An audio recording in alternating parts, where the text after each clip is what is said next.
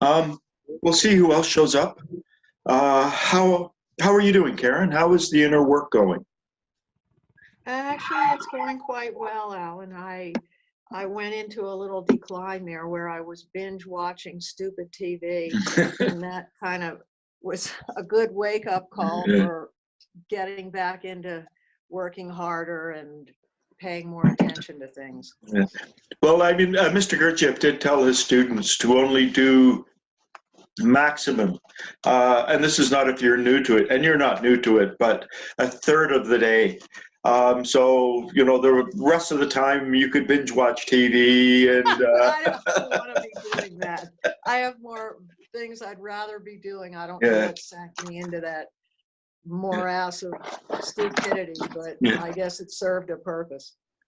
I find that every now and again I need to shut down.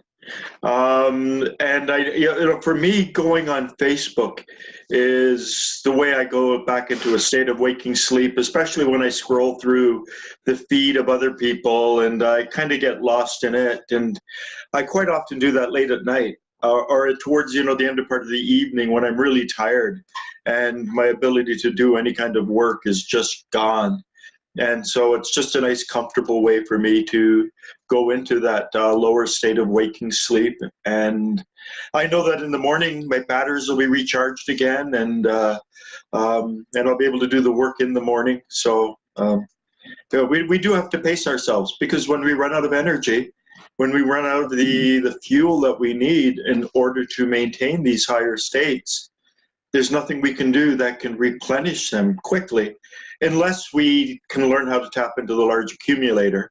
And then, that requires a tremendous amount of effort on our part. We've got to walk across, 20 miles or something in order to tap into that. And then I think it's easier to just stream shows on Netflix and binge watch. And I did too. how's your inner work going, Ian?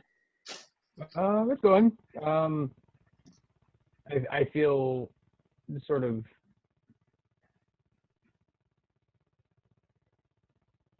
I don't know, it's stabilized. Like, it's not going real well. It's not going real poorly. It's just kind of evenly carrying on.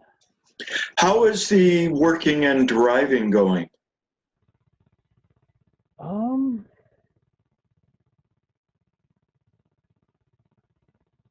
I guess not that well. I don't really have much Okay. to say. I'm like, the tendencies towards anger, I'm able to catch those quicker, I think, now that I'm paying attention to it. So You're not able to stop it. You're just able to catch it and not express it. Or can you stop it? I mean,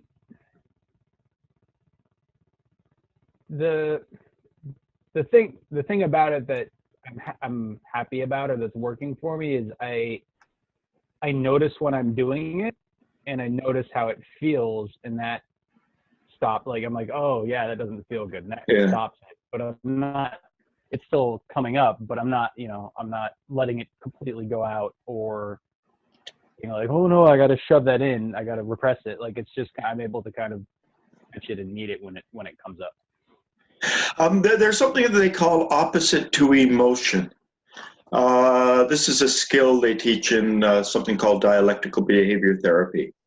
And, below world 12, so in world 24, things split into their opposites. So love and anger are polarized. They're actually connected. Whenever you feel love, it's connected, even though you might not be aware of it, with anger. It's like the other side of the coin. And fear and peace are polarized emotions at that level, and from there on down, and joy and despair. So one of the techniques that, I haven't heard Mr. Gurdjieff use this, but I know that when they're trying to deal with people who have, deep depression and dark feelings and everything, it's to try to practice the opposite of that emotion. I must admit, within the dialectical behavior therapy program, for the people that they're trying to teach it to, as far as I'm concerned, this is an extremely high skill, and it's really beyond most of their capability. It's more, you know, I think they more introduce it because they just want to sort of puff up the number of skills they teach people. But every time you feel anger, connected to that is a feeling of love. You know, it's like you're looking at one side of the coin, and the other side of the coin is always there. Every stick always has two ends.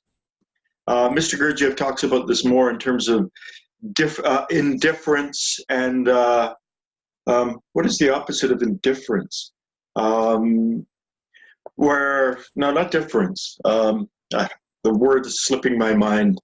But he says that they are exquisitely balanced. So, you know, every feeling of one kind is exquisitely balanced with a feeling of another kind. And in terms of the teachings, particularly the teachings that he gave to Uspensky, he didn't really go that deeply into it, but a lot of eyes are like that.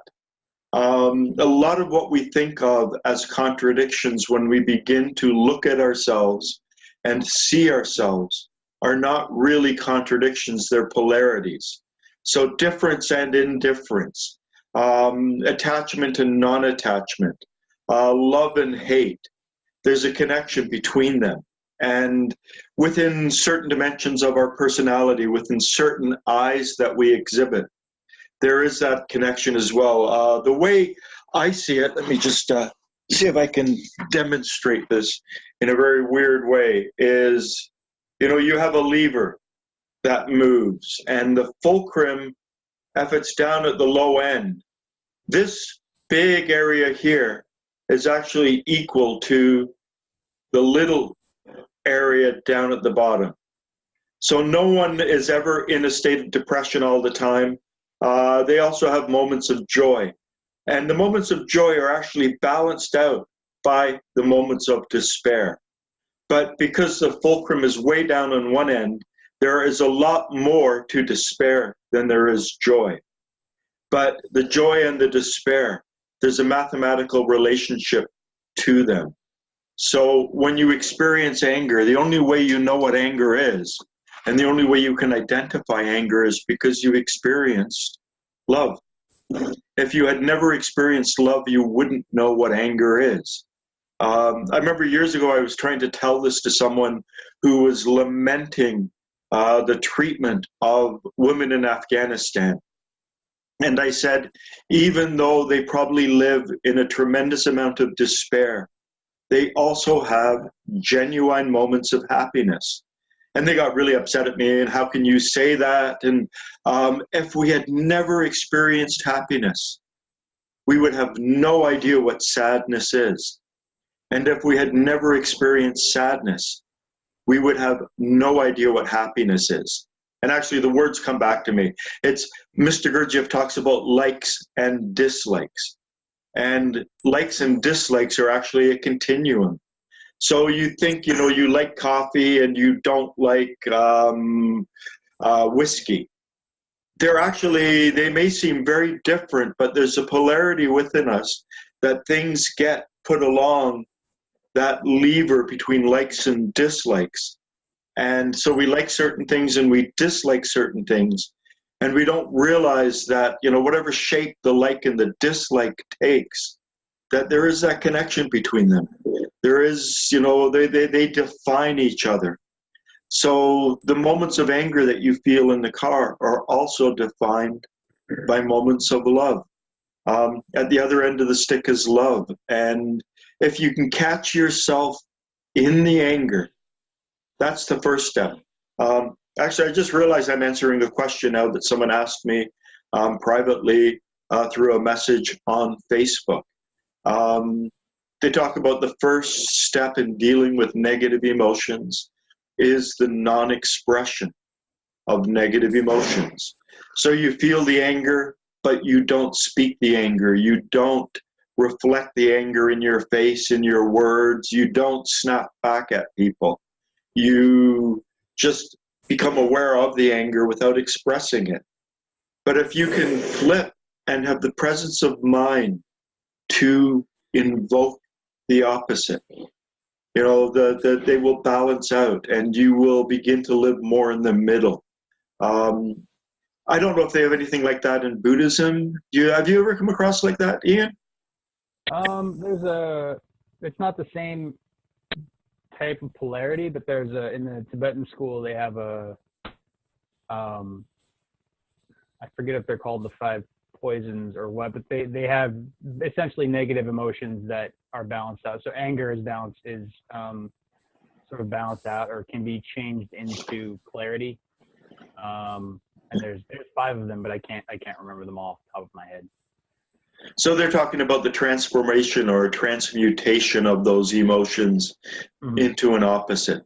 Yeah, it's often called Tibetan like alchemy. Alchemy is usually the word they use for it, although I doubt the Tibetans use that. It's all alchemy ultimately. But I mean, there are many different steps on the path, so it depends where we start from. Guido, can you hear us? Yeah. I guess Guido, he's in hospital right now. Is it all swelling up? You're having chemotherapy and. Yeah, psychiatry first. Psychiatry. Yeah. So, add to my radiation. Okay. Yeah, it's very hard to understand you with your. I mean, your lip is so swollen. Yeah. I'm very terrible condition. Yeah. I mean, for those of you who are joining us new, Guido was one of the original members of this online group. And about 2 years ago, he had cancer of the tongue. They cut part of it out, and then the cancer returned, and it's sitting right on the vein in the neck. So they're unable to operate, because if they operate, they'll cut open the artery. So it's not even a vein, it's an artery, and he would bleed to death. So they're trying to do chemotherapy and radiation and various things for him. So right now he's in Medellin, Colombia, coming from his hospital bed. And our wishes and our thoughts are with you, Guido. So one thing that I haven't, just, since we've been on Facebook, hopefully I am on Facebook. We are on Facebook now. I'm not going to check again. I think we are. I mentioned about the accumulation of energies. And if we don't have the higher energies within us, it becomes progressively more difficult to do inner work. And when we run out of those energies, when we are depleted of those energies, we can't really do inner work. And as I mentioned at the beginning, the proviso is, unless we can tap into the higher accumulator, which requires a tremendous effort. It requires going and digging a hole for 10 hours or something really, really, monumental in order to tap into it. So for the most part, we don't have access to that higher accumulator. And then our other accumulators, they just empty. And at a certain point, it becomes counterproductive. We should just say, I can't work now, accept it, and just allow ourselves to go back into that state of mindlessness, to go back into that state of waking sleep and not have to worry about it. Now, last week I was talking about breathing and breathing in the higher molecules in the air that Mr. Gurdjieff referenced through Uspensky in Chapter 9 of In Search of the Miraculous, how by consciously breathing, by becoming aware of the difference between feeling and sensation, and feeling the feeling going into our solar plexus as we breathe in and then down into our reproductive organs as we breathe out. This is actually a very high exercise. It's a very refined exercise. And for people who are beginning on this path, it's a little too complex for them. The most important dimension of mindful awareness, particularly for people who are new to these teachings, new to inner work, new to inner exercises, and they haven't accumulated those higher substances which they need within themselves in order to meet with the lower and transform into the middle. The thing that they have to really work on is the development of the sensation of self, to develop the physical awareness of our body, to develop our ability to sense our body as one organic whole. Mr. Gurdjieff has mentioned the term sensation of self numerous times, but it's interesting. In meetings with remarkable men, he describes his very first experience of it.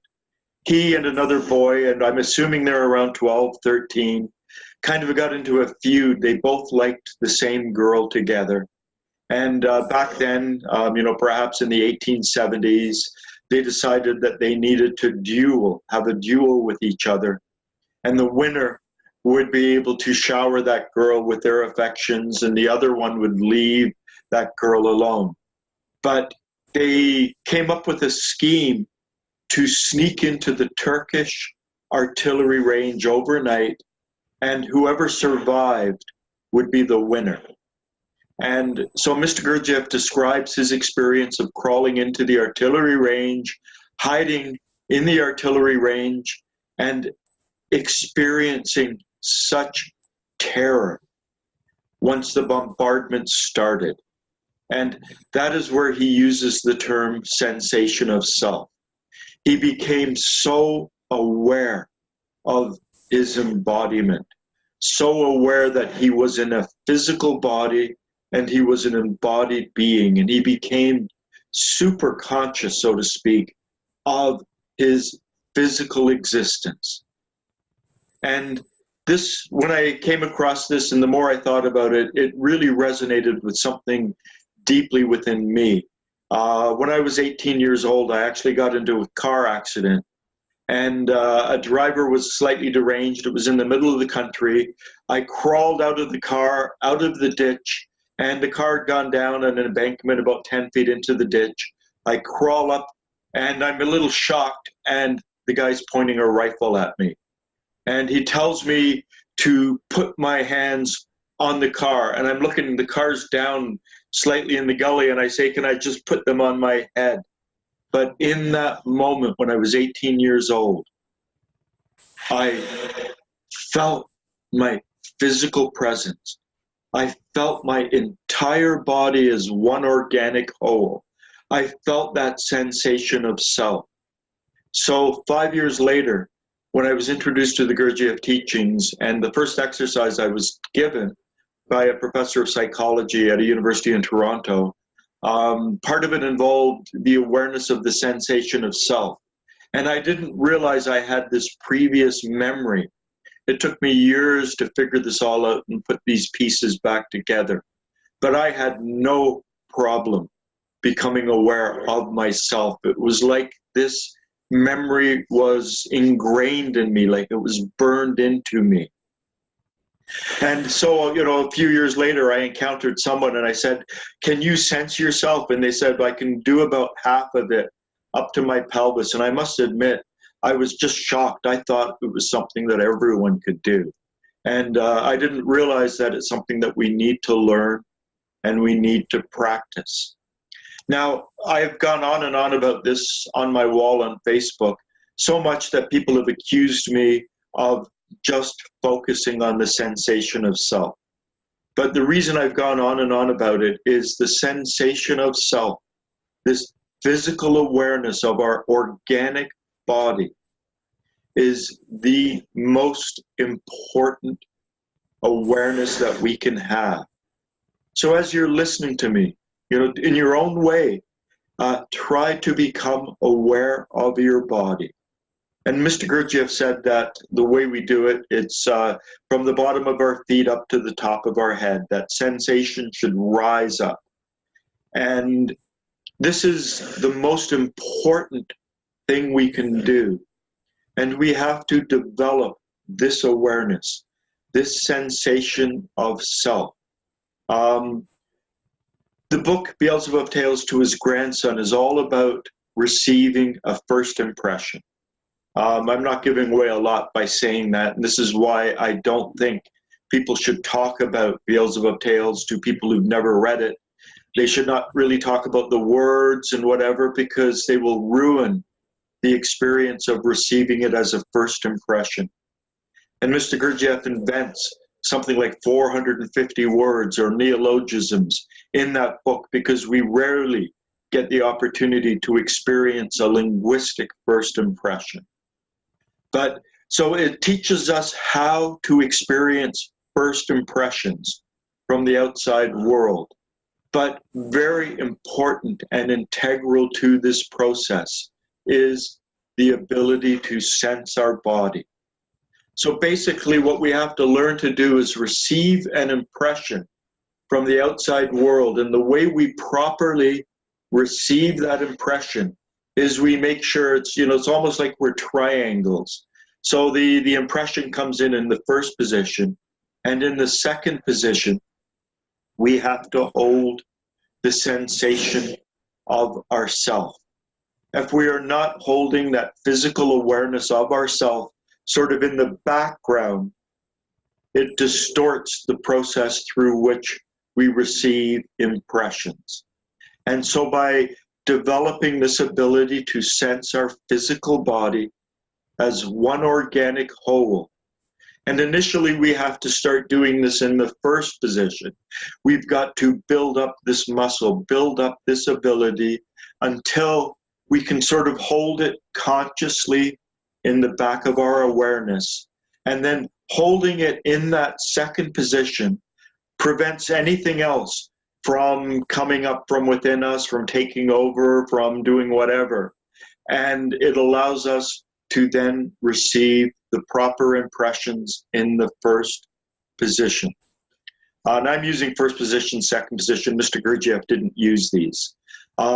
He said that, for instance, that as many and as most people age and get old, they are unable to receive a new impression. And I've had clients in their 80s, and everything I say to them triggers a memory.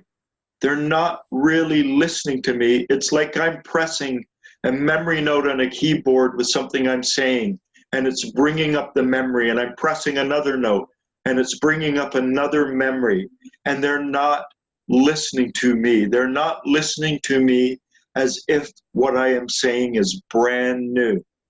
Everything I say brings up something that's already within them. Oh, that reminds me of the time in 1960 when I did this, and that reminds me, and it's just a sequence of where they're always bringing up these memories, and they're not here and now allowing the absorption of new impressions. And the way we take care of that, the way we deal with that, is we first have to develop the ability to sense our body as one organic whole. We have to first practice self-sensing a lot.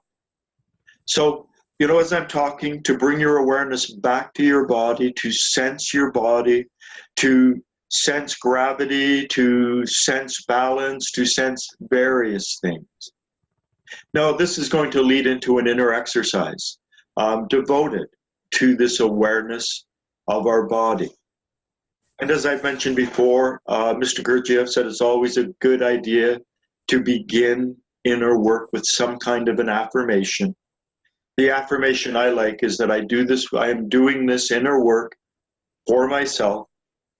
I am doing this inner work for my fellow human being, and I am doing this inner work for the earth herself. And as I've explained, our physical self, our self in world 48 is composed of the earth. I'm a walking, moving clump of earth come together. So when I'm working on myself, within my body is the earth, so I'm touching the earth. Mr. Gurdjieff said our essence is actually human essence. It doesn't belong to us. So when I'm working on myself, I'm working on my essence, which means I'm working on my human essence. which means it has that effect on humanity. And then when I'm working on myself, I am working for myself. So just to keep this in mind, that whenever we do inner work, it's not just for ourselves. Mr. Gurdjieff says that we serve a cosmic purpose that we don't even know about, that our life is not really our own, that we are here as all life on this sacred planet of ours for a specific purpose that has nothing really to do with ourselves. And he also said that if we had figured this out too early in our development, we would probably have killed ourselves.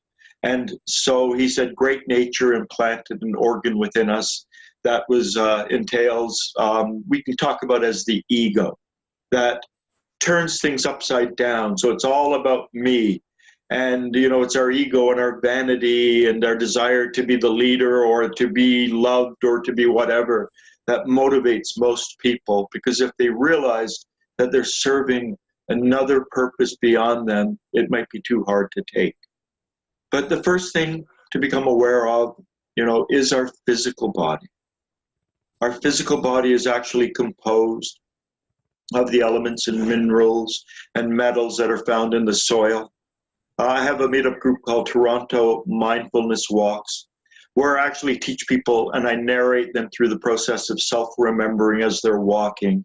And I live about a 5-minute walk from a river, and in Toronto, they're not allowed to build in floodplains because 70 years ago or 60 years ago, hundreds of people lost their lives when a hurricane hit Toronto. So I live, you know, 5 minutes from really a nature reserve and beautiful trails down there. And there's a place by an old mill where I get us to stop and sit on some park benches and picnic tables.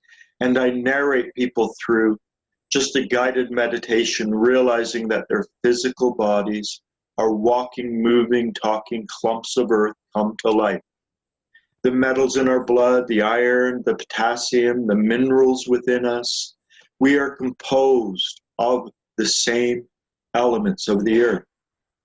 So to think of our physical body as a part of the earth, to think of our physical body as belonging to the earth.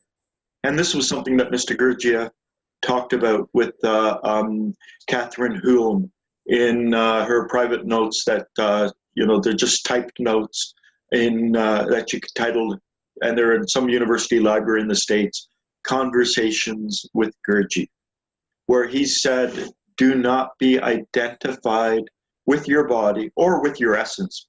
At the same time, he told her that because our bodies do not belong to us. They belong to the earth. So this is very important when we begin to become aware of our body, when we begin to sense our body, that we are embodied within our body. We are embodied beings. Just an aside, in Paris Talks, the transcripts of the meetings that Mr. Gurdjieff gave to his students during the Nazi occupation. In one of the talks, he asks one of the students, are your parents alive? And we're not sure of the answer, but I'm pretty sure the answer is no. And then he said something like, good, because now that they no longer have bodies, they cannot do work on themselves. But you, as their child, can. And there he talks about remorse of conscience and how to repair the past and how to help his parents who no longer have a body work on themselves. So there's something mystical, there's something magical, there's something extremely profound about being an embodied being, having this physical existence, this physical body. Being here, embodied in this earth, gives us the opportunity to work on ourselves and to evolve and grow in ways we could not otherwise do.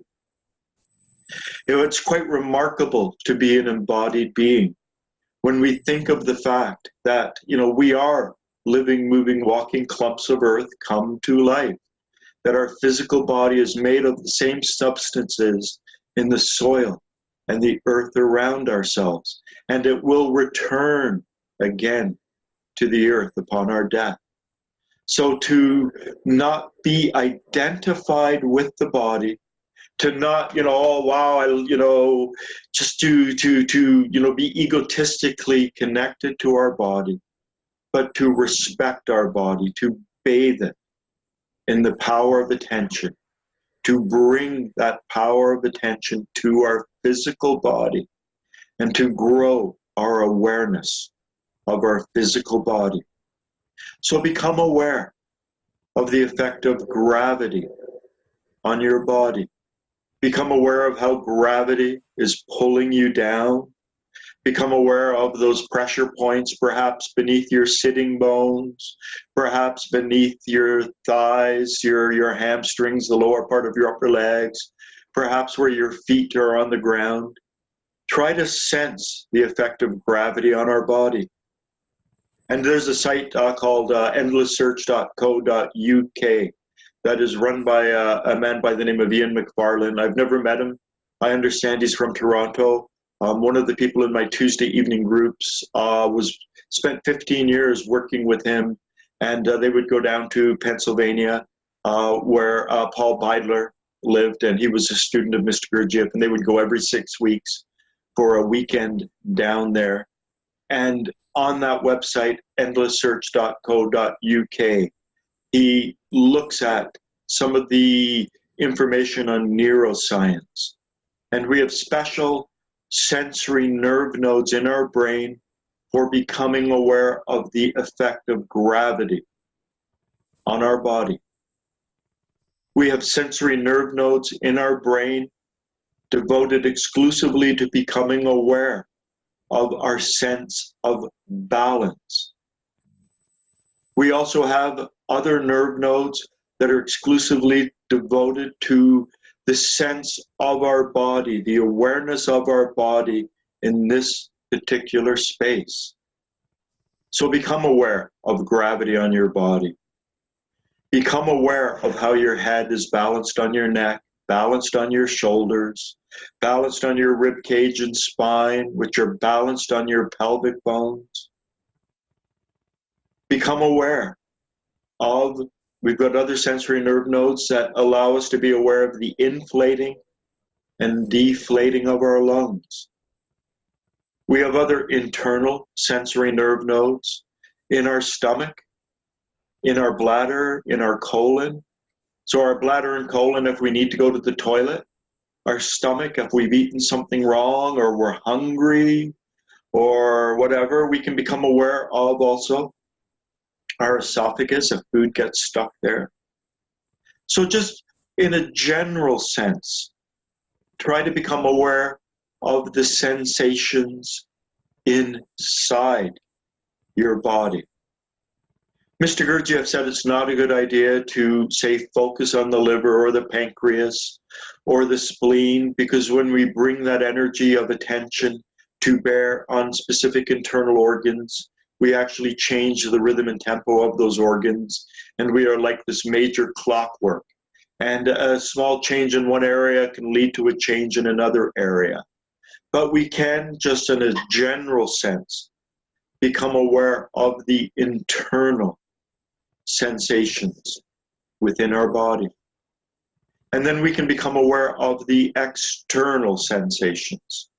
These are the sensory nerve nodes that are located in our skin. And for instance, we have more sensory nerve nodes in our hands and our fingers than we do anywhere else in our body. And it's interesting how Paul Beidler, some of the exercises he gave, a lot of them were focusing on the 60 bones, the 60 bone exercise. Each digit has 3 bones and 15 bones in a hand, 15 in the feet, so 60 bones in our hands and feet. We have more of an ability to become mindful of our hands and then our feet than we do anywhere else in the body. We've got actually the lower back, and in the back we have less and the least sensory nerve nodes in those areas. So I think we have twice the density of sensory nerve nodes in our hands and fingers than we do in our lower back. So become aware of your body. Become aware of the sense of touch on your body. Become aware of the air that touches your face, the hair on your head. Become aware of the touch of any clothing on your body. Become aware of the air touching your hands. Become aware potentially of any jewelry, perhaps a watch or maybe rings or a necklace. Just try to get a general sensation of yourself. And then we're going to move into J.G. Bennett's 60-point exercise. And this is actually more of a relaxation exercise that is then, it proceeds, at least within Bennett groups, it's always done before Mr. Gurdjieff's filling exercise. And the exercise is just to sort of breathe in awareness and then breathe out tension from 60 points in the body. And here, for the people watching this online, it's very important to relax the body. Mr. Gurdjieff said that inner work first begins with physical relaxation. And when we hold tension in our body, in a sense, it's like we are physically identified, and that tension that we hold in our body prevents us from really beginning inner work in a deep and meaningful way. So for a lot of people, one of the most important preliminary steps is to just learn how to relax the body. Just relax the whole body. Let go of the tension in the body so that we can begin to sense the body. So in this exercise, the 60-point exercise, you just breathe awareness into the point, and then you breathe out tension. So in a way, it's really more of a relaxation exercise. And we start with the top of the head. So breathe in awareness and breathe out relaxation, or breathe out tension to the crown of the head. And then move down to the right side of the forehead, breathing in awareness, breathing out tension. Breathing in awareness and breathing out tension to the right eye, the right side of the nose and face, the right ear and the finer muscles in the right side of the head, the right side of the mouth and jaw,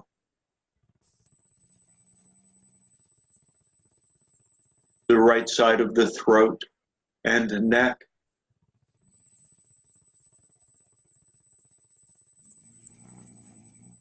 our right shoulder,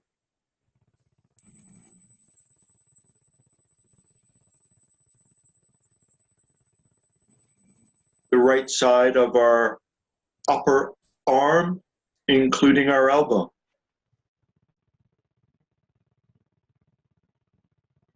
our right lower arm and wrist,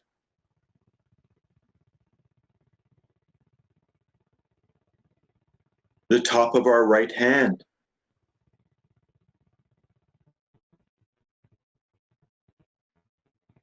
our right thumb, our right index finger, our right middle finger,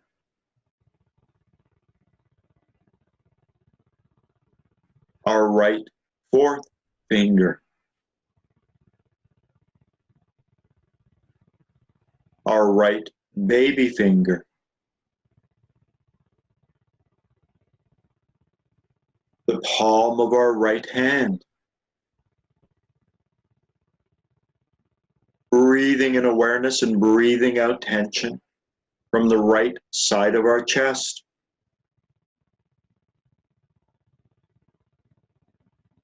the right side of our midriff and abdomen,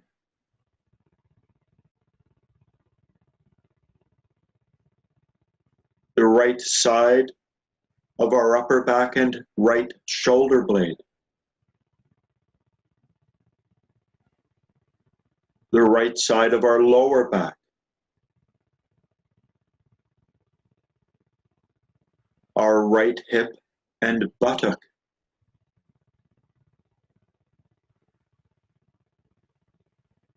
our right upper leg and knee,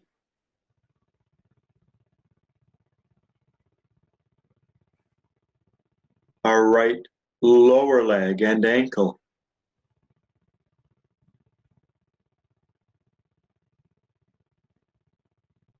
the top of our right foot,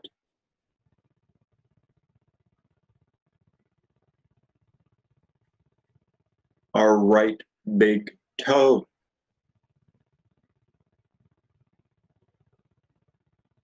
our right second toe,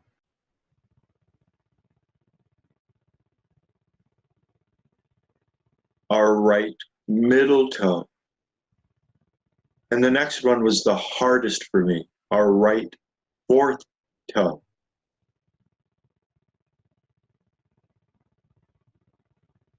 Our right baby toe.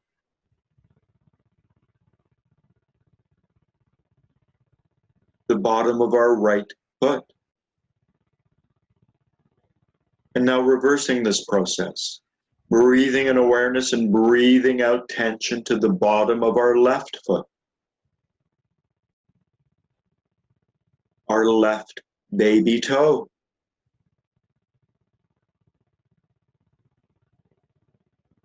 Our left fourth toe.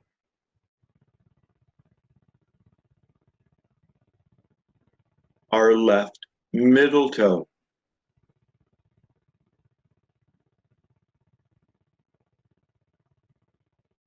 Our left second toe.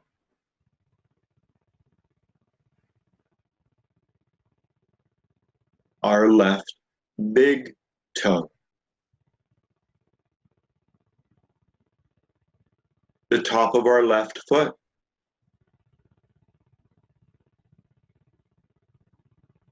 Our left ankle and lower leg.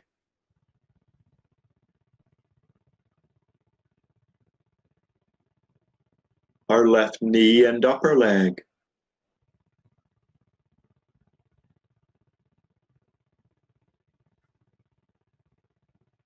Our left buttock and hip.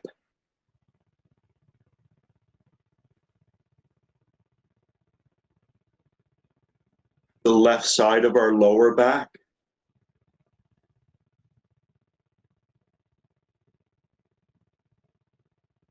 Our left shoulder blade and upper back.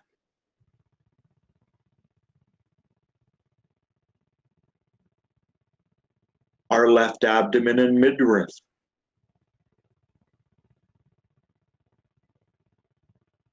The left side of our chest.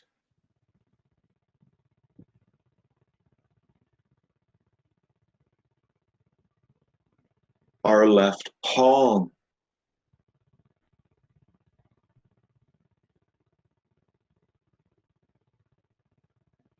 Our left baby finger.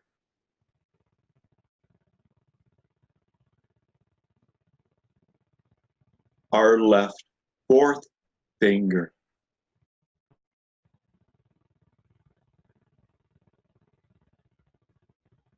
Our left middle finger.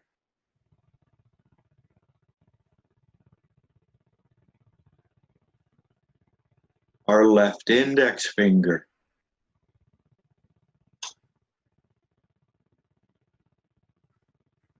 Our left thumb.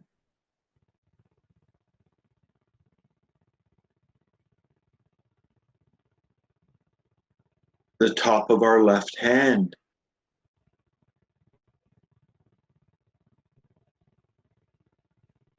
Our left wrist and lower arm. Our left elbow and upper arm.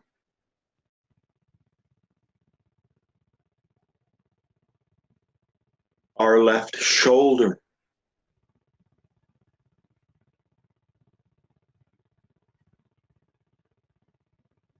The left side of our neck and throat.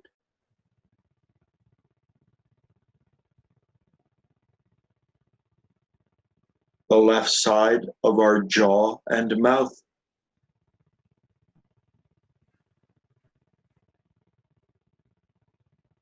our left ear and the finer muscles in the left side of our head,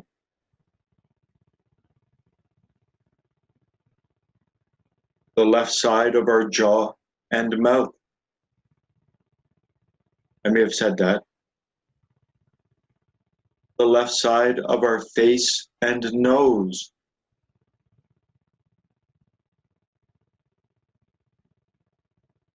our left eye,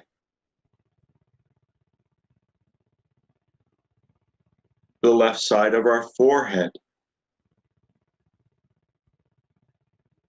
and finishing with the top of our head.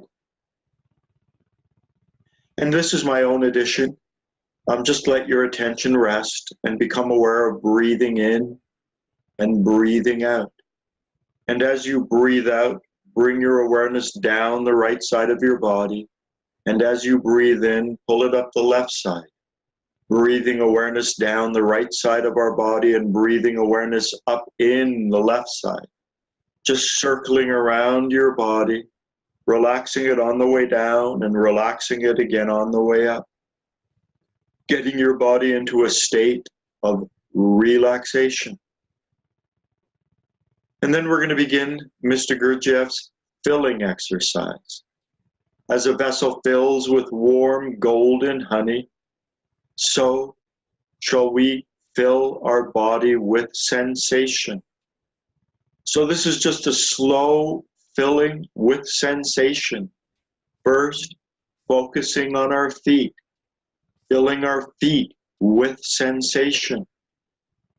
And then filling with sensation from our feet to our ankles. And up through our lower legs, from our feet to our knees. And then up through our upper legs, from our feet to our hips. And I'm going to do this just slightly differently than I have done it. And then filling with sensation from our feet up through our lower torso, our middle torso, our upper torso to our shoulders. And then filling with sensation to our hands. And then up our hands, our lower arms, our elbows, filling with sensation to our upper arms. And then filling with sensation from the bottom of our feet all the way up to our shoulders. And then up to the top of our neck. And then up to the top of our head. And I'm going to add an aside here. When I was first taught this exercise years ago, I had real difficulty doing it. But the more I practiced, the easier it became. So try to sense your whole body, from the bottom of your feet all the way up to the top of your head. Try to sense your body as one organic whole. Try to develop the sensation of self. All other inner work begins with this ability to sense ourself. And the ability to sense ourself begins with the ability to enter into a nice, deep, physical state of relaxation. So the 60-point exercise helped us to relax our body and become aware of various points. And then the filling exercise helped us to develop the sensation of self. And in terms of self-remembering, which I'm not going to really talk about today, but in terms of the proper form and sequence involved in self-remembering, the most basic skill is to become aware of our entire body, from the bottom of our feet to the top of our head, to develop this organic or awareness of our organic self, to really be present in our body, Now just allow your attention to rest. Allow your attention to rest. And it's always good to begin to finish inner work with the collected state exercise. So as the earth is surrounded by an atmosphere, so too are we surrounded by an atmosphere. Now our atmosphere can be dispersed through our thoughts, our feelings, and our sensations. If we think of someone far away, a part of our atmosphere goes towards that person. And in this exercise, collect your atmosphere. Keep it around you. Keep it calm. Keep it tranquil. Keep it about a meter, meter and a half, 4 to 6 feet. Keep it quiet. Keep it tranquil. Do not disturb it. Even attempt to sense the boundary of your atmosphere around you. And then in a moment, I'm going to count to 3. And when I get to 3, just suck it in with your breath. And then as you breathe out, imagine something of the atmosphere remains within you. 1, 2, 3. Just breathe it in. And then as you breathe out, imagine something of the atmosphere remains within you. Something from this inner work remains within you. And Mr. Gurdjieff said that after we do inner work, it's a good idea not to get up and rush off. He says it's important to allow the emanations created through the inner work to continue settling within us. And it's through the settling of these emanations that we create the inner body, the Kesdjan body. And I've talked about this before. I'm not going to go into it in detail today, but the proper form and sequence to this whole process is really all designed to allow these emanations, to allow us to grow something deeper within us. And it's always good to finish inner work with, again, an affirmation. And this is Mr. Gurdjieff's affirmation. It's actually found in Beelzebub Tales to his grandson. And it's, may results from this exercise. And just think that to yourself. May results from this exercise be transubstantiated within me.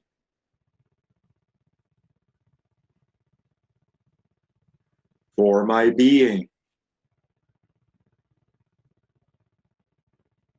And then, as I said, it's important to kind of remain in this collected state, to allow these emanations to settle within us,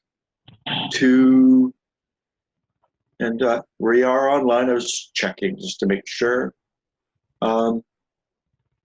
This is all about creating higher being bodies within inside ourselves.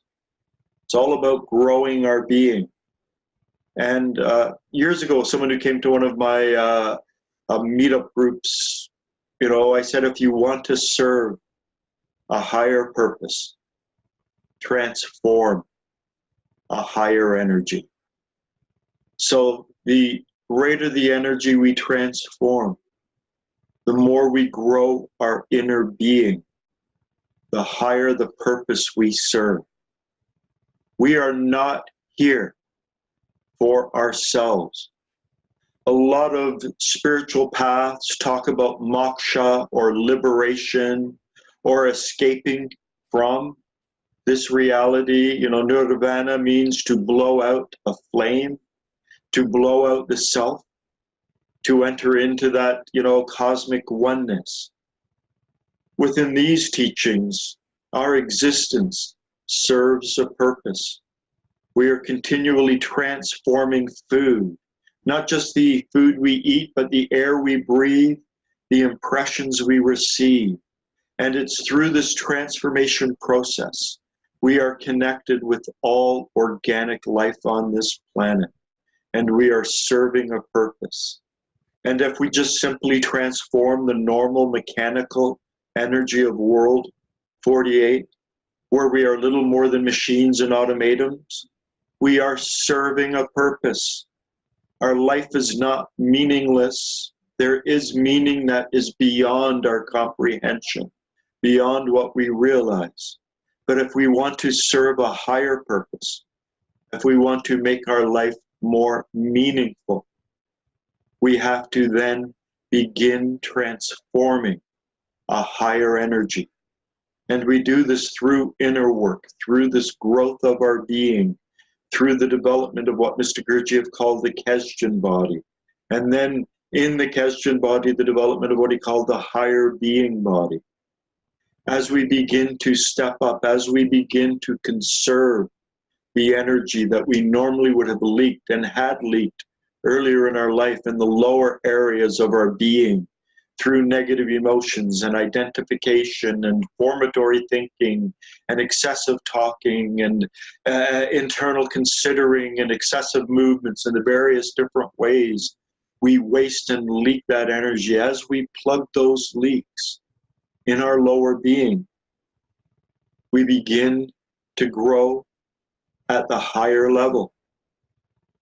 So this is, it's an ancient science. It's an ancient understanding. Now, people, I get this more from my the group of people that meet in my place on Tuesday evenings. But I am a hypnotherapist, and I can't help but use my hypnotherapy voice when I do this inner work. And so there's a very trance-like effect that I have. Sometimes, the live meetings that I have, it's in the evening, and when I do the work, one or two people may actually fall asleep. And so, I've tried to do inner work with a different voice, but it always comes out the same. And I noticed Guido fell asleep for a bit there. So it's very natural, something that happens. Any questions, any comments? Anything anyone would like to talk about today?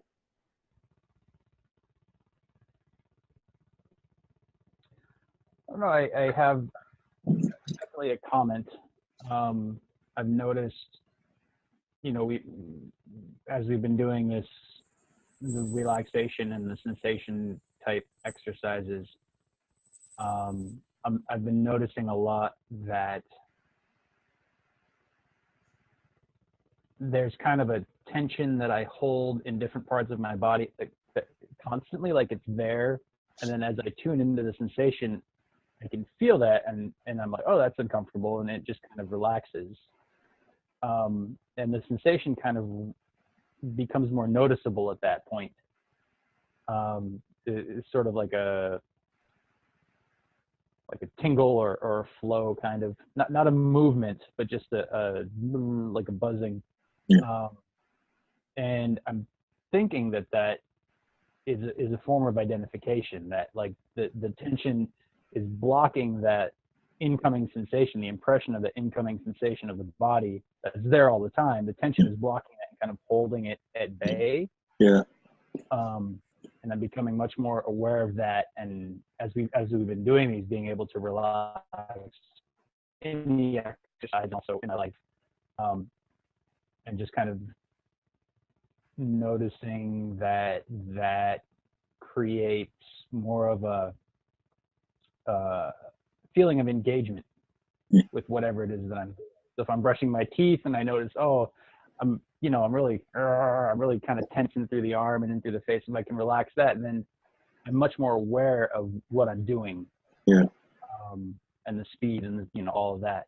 So not really a question, but it is, I'm grateful for that, and this exercise seems to be doing some help. Yeah. When I was a little boy, I must have been around the age of 10 or 11. I remember I was sitting in a friend's bathroom in Toronto, and if you look at the screen now, there's four. It could be like 4 tiles, and when I stared right at the center spot, which is right here in the screen, at the middle of the tiles, I found that if I stared everything around it dissolve. And I didn't realize until years later that by staring at that and doing that, I was actually going into a hypnotic trance. And everything around it dissolving was a form of a negative hallucination. And the first time I ever did this was in my friend's bathroom. I can remember the bathroom, 10, 11. And then I started in high school doing it in school. I would stare at a place on the board or in the classroom, and I did it at university. And I would play with this so that things just did weird things. And it was years later that I realized that in order to do that properly, my body had to be in a state of complete relaxation. And so it wasn't anything that I went out of my way to achieve, but I just discovered this really interesting trick. If I was bored in class, I would stare at a point and everything would disappear. And it was only years later when I went back and recalled those moments that I realized that in order to do them, I had to relax as completely and as fully as I could. So when I first came across Mr. Gurdjieff talking about the most important basic step, for inner work is physical relaxation. It was another light went off in my head, and it made me realize, okay, this is another reason why I was able to do certain things at a fairly young age, because I had been able to relax my body. So the holding, I used to sometimes hold tension in my jaw, but whenever I did inner work, I could just relax. Where did you feel this tension? Did you feel it a lot in your face? I know you had some around your liver, that area in there. Yeah, I've noticed it in my face that there's often kind of a holding in, feels mainly in through kind of the forehead, eyes, and then upper jaw. And then also definitely in through the solar plexus and the sort of mid chest area. Yeah. We feel emotions, but emotions are felt in a physical circuit in the body. And I've noticed this with myself, and I've noticed it with a lot of my clients, that emotions, a lot of them are held in the face.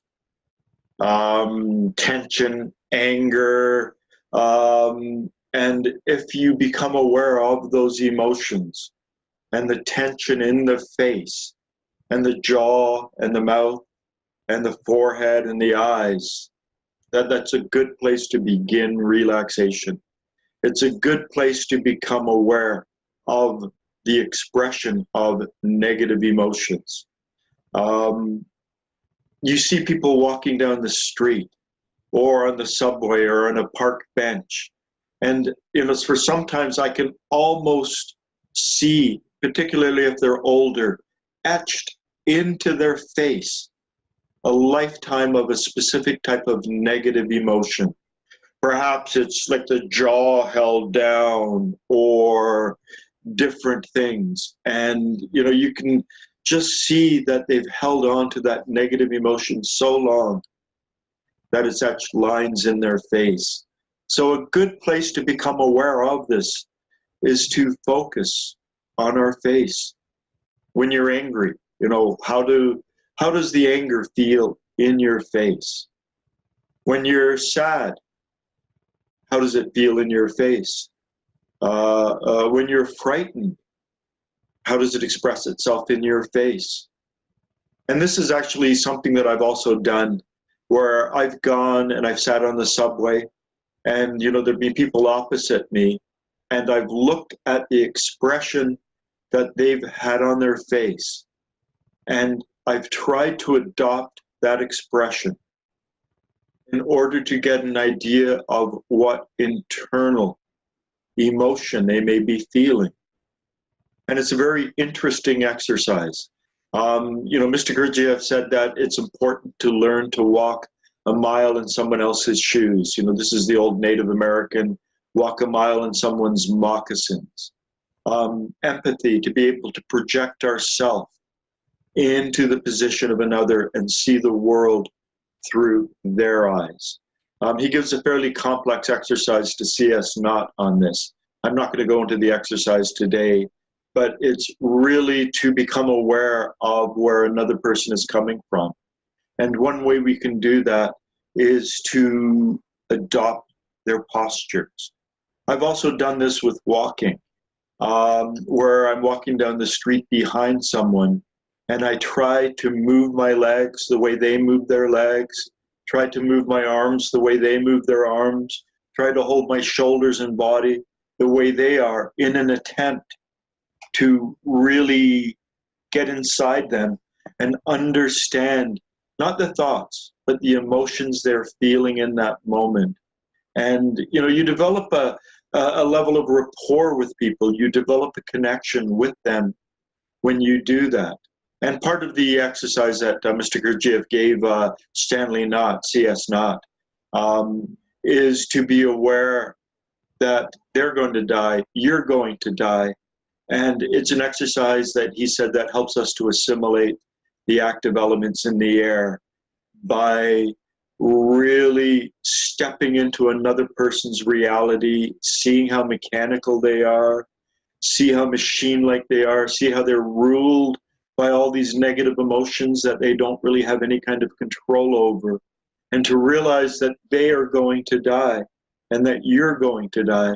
And through that process, through the developing rapport, through that sort of deeper essence connection with them, we can begin to assimilate some of those higher elements in the air. We do it through some of the breathing exercises, but that's another exercise. Maybe I think I've talked about that one before. Maybe that's what I'll begin next week's meeting with, to actually bring up that C.S. Knott quote where Mr. Gurdjieff talks about that experience. So pay attention to your face. Pay attention to the expression on your face and what emotion does it reveal. And then move down to your feeling circuit.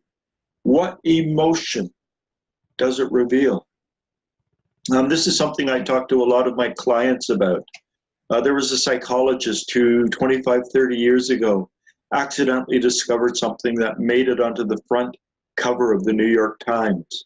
And it's like a 4-minute think big video. And he says psychologists never get their research on the front cover of the New York Times. And what he discovered was that 10% of the population smile with their eyes. 90% of the population just smile with their mouth. They're connected to our cheekbones. There's something called the zygomatic major and zygomatic minor muscles that, lift our lips up. But around our eyes, there's something called the avicularis oculi, the little circle eye muscle. It's like a ribbon-like muscle. So when we squint, we're using that muscle. And he said that he discovered that 10% of the population smile, not just with their lips, but they smile with their eyes. And what he found was that just by smiling with your eyes can change your emotions and make you feel more joyful. When I took theater arts in grade 10, they talked about a Russian director by the name of Stanislavski. And he discovered that if you tell an actor to adopt a pose that's associated with the emotions will go along with it. So to walk down the street feeling happy and to move with a happy feeling. And this psychologist said we can narrow it even further, just to the eyes. So, this is sort of a next step. Ian, when you feel that anger with the road rage and you're in your car driving and you stop the anger, if you can actually stop the anger and flip it into a more positive emotion. If you can suddenly realize you're angry and then try to smile with your eyes. And he said that even though 90% of the population smile with their lips only, you can learn to smile with your eyes. And there are videos online of people blocking the bottom of their face, with, a book or something, and looking and just trying to develop that ability to smile with the eyes. And when we smile with the eyes, we change our mood, we change our emotion. So in a sense, the first step is the non-expression of negative emotions in terms of working with emotions. And then the next step is to try to begin to experience more positive emotions, to get to the point where we can experience an ineffable feeling of joy. Now that's very high, that ineffable feeling of joy, that peace, that surpasses all understanding. We're talking, that's a hydrogen 12, world 12 phenomenon, a phenomenon of the awakened self. But we've all experienced those emotions. And another way to enter into those emotional states is to recall a moment when we felt that emotion. I suffered from severe depression when I came back to Canada in 2002. But when I came back to Canada, my mother picked me up at the airport. I drove her back to her place, and then I drove across the city to where my kids had moved, and I hadn't seen my kids at that point in 9 months. And that separation that I had with them was devastating. And I remember I pulled up on the wrong side of the road, parked, which is what they did in England, but you don't do it in Canada. I got out of the car, and as I ran to their door, they ran out, and I put my arms around them, and they were pretty young then. And that was the emotion that I held on to. Whenever I tried to recall a good feeling, to balance the bad feeling, I focused on that specific moment, that feeling of love, joy, connection. It was such a profound feeling that it was easy for me to recall. And so at a certain point in the work, we do have to start working on our emotions. We have to start balancing our emotions. So love and anger, fear and peace, and despair and joy. People say, what do you want from life? I want to be happy. And, as a Gurdjieffian, I say, so you want to be happy at a funeral? Oh, no. So you want to, what we really want is the ability to be happy and sad as the situation calls for it, to be able to control those emotions so that we can feel sadness and that we can feel happiness, understanding that there's a polarity involved in them, that sadness is balanced by happiness, and that our understanding of happiness is defined by our experience of sadness and our experience of happiness. If we had never experienced sadness, we wouldn't know what happiness was. So it's not that we're trying to just live in this blissful state, which it is possible. I've met people who, they live in a hypnagogic state where they've hypnotized them into a state of bliss, but they're not awakened. They're not experiencing that higher level of bliss. They're just in this trance-like state where they have focused on the happiness. And, Mr. Gurdjieff said it is possible to be happy. It is possible to be good all the time. But he said between the polarities, between happiness and sadness, between good and evil, it's the in-between that awakening occurs and that growth occurs. And so we grow not towards happiness and away from sadness. We're supposed to grow between them. And to grow between them, we have to master both of them. I've kind of digressed here. Any other questions? I mean, I don't want to start on any specific topic today because there's only 15 minutes left. Anything you'd like to know about? Anything you'd like to talk about? Like to hash out? Like to get the ball rolling on? You mentioned something about repairing the past a little bit ago, and I've heard that repairing the past to prepare the future, and the remorse of conscience and all of that. It's not something that I've heard much beyond those phrases. get the ball rolling on that, that would be great. This is a whole series of meetings. But Mr. Gurdjieff talked about a number of different things. My understanding of it is remorse of conscience is really more of a head-brain experience. You know, we conceptually realize that we've done something bad, that we've hurt someone. He also talked a lot, not a lot, but enough, about organic shame. And he actually describes the physical attributes of organic shame. And notice the word, organic. When Mr. Gurdjieff, he doesn't use words willy-nilly. When he talks about organic, he's talking about world 48. He's talking about the earthly realm, hydrogen 48. When he talks about psychic, he's talking about the mindful realm, the realm of personal consciousness, the realm of world 24. And when he talks about willful, he's talking about world 12. And these are related to St. Paul's Soma, Psyche, Pneuma. Soma is the world 48, Psyche's world 12, and Pneuma, spirit, or Psyche's 24, Pneuma is world 12. So organic shame is something that we all have felt as children. Now, organic shame may not have been accurate. You know, you get shamed for doing something wrong, and it's only wrong in your culture or within your family. Maybe it's not wrong in other families or other cultures, but we experience this intense physical reaction. And two things that Mr. Gurdjieff connected with it is the redness in the face and tears in the eyes.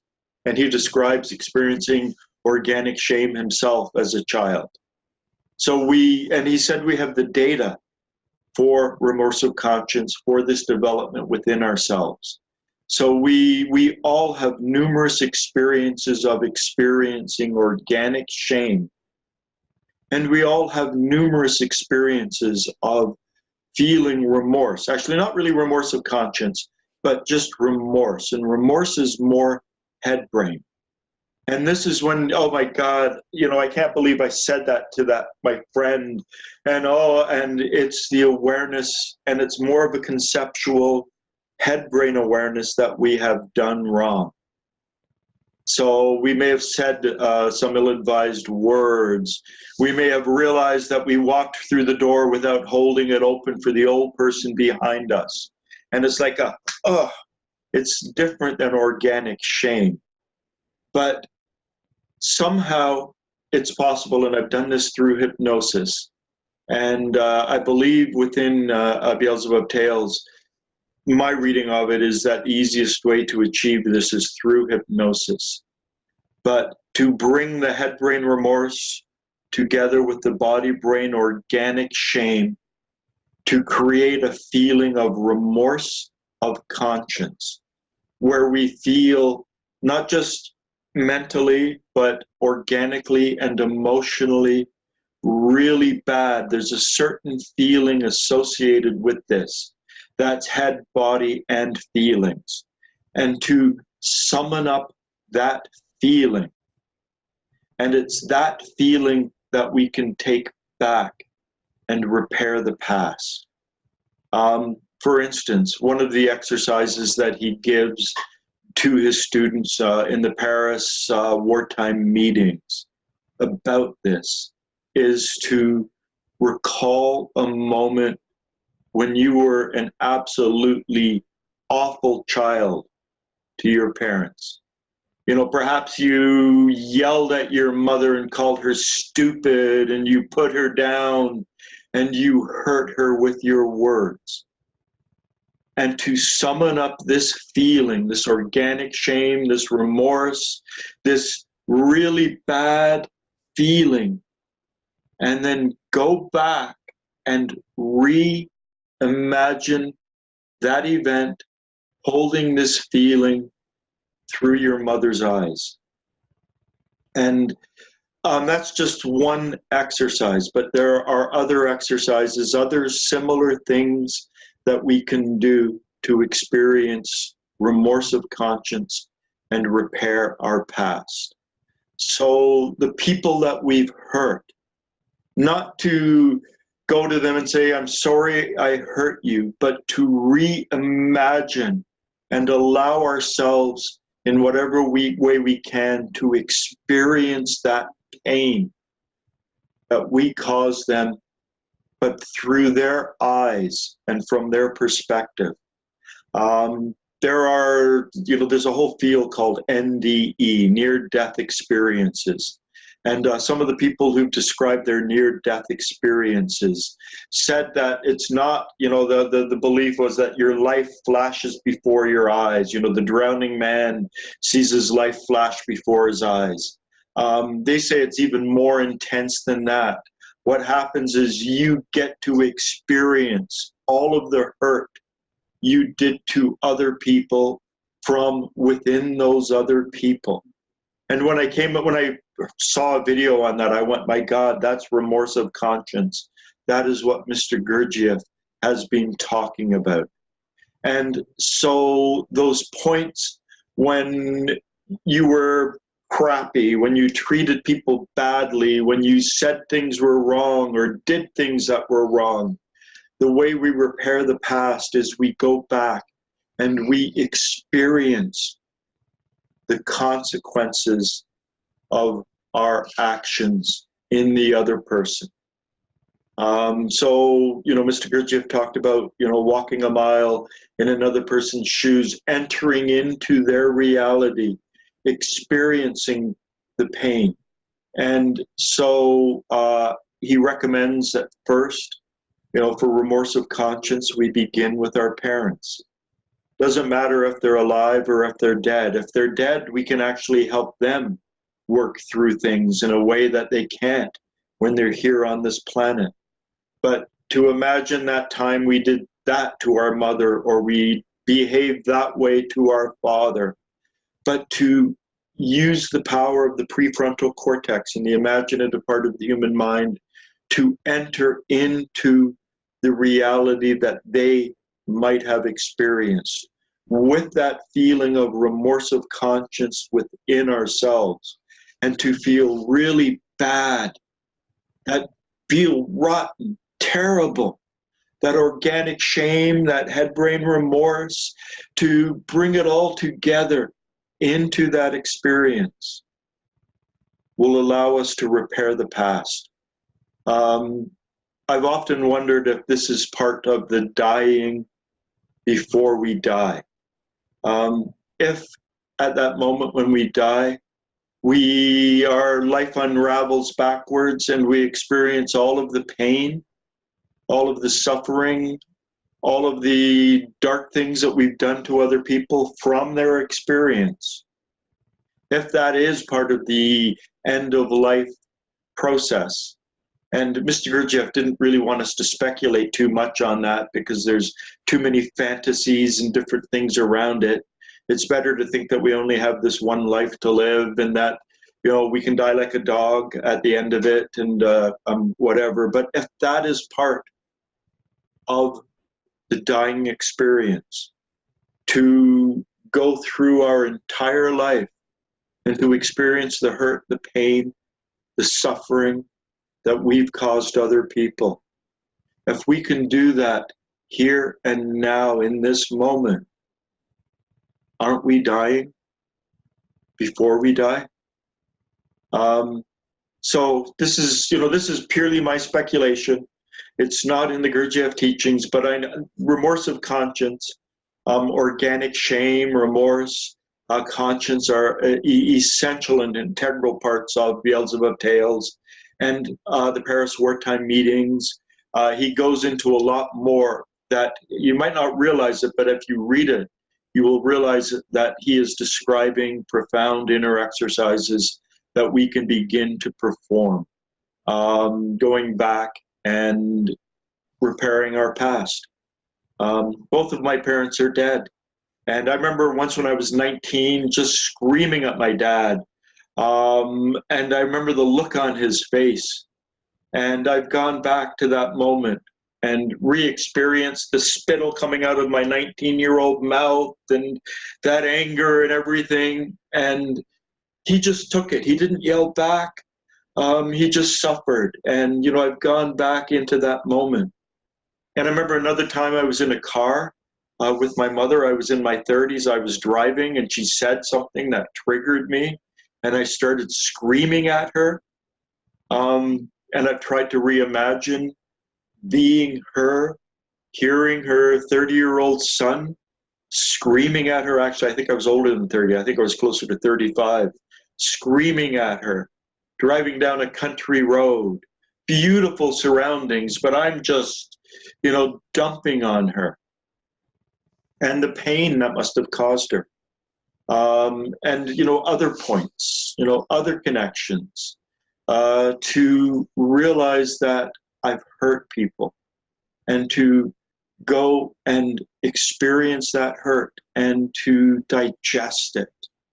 So this is briefly my own interpretation, my own understanding of remorse of conscience. And hypnosis is a powerful tool for that, because it's easy to hypnotize a person. And I want you to go back to a time in your childhood when you felt your cheeks so red and your eyes and you felt ashamed.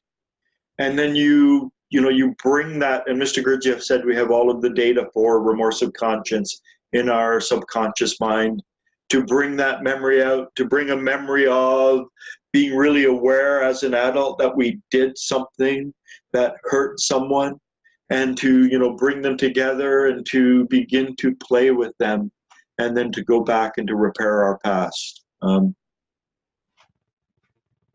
Thank you. So, okay. It's something I've thought a lot about, and that I've done actually with hypnosis, and I've done with myself. And, you know, just like take a little thread and try and fix it, and then another little thread and try and fix it, and slowly untangle our lives and die before we die. You know, Mr. Gurdjieff was all about, you know, a way to not dream as much is to conduct the nightly review and see our day visually unwinding backwards. And when we do that, we don't have to do that in our dreams. And so we're making our conscious and our subconscious, we're bringing them into alignment, into harmonization. And, you know, a moment ago, your subconscious mind was fully aware of your right hand.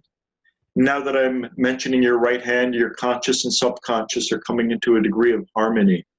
And so it seems like a lot of the work is to create this harmonization between our conscious and our subconscious, and to create, to do things that are going to happen at the subconscious level, to bring them into our awareness and work through them consciously. So I believe that remorse of conscience is a similar phenomenon. We are, rather than waiting for it to happen whenever it happens, we are going through that suffering now so that we don't have to go through it later. And by doing that, we are releasing a lot of caught up things and allowing ourselves to have the energy necessary to grow. I guess I should do a whole meeting on remorse of conscience, and I can get, I'll isolate passages and have them ready to show on the screen, and we can work through them all. But at any rate, it's noon. I've got a client coming soon. I'd like to thank you. Hopefully Guido's still there, but we switched to a picture. Okay, I'd like to thank you for being here, and take care. Thank you, Allan. Thank you. Bye. Bye now.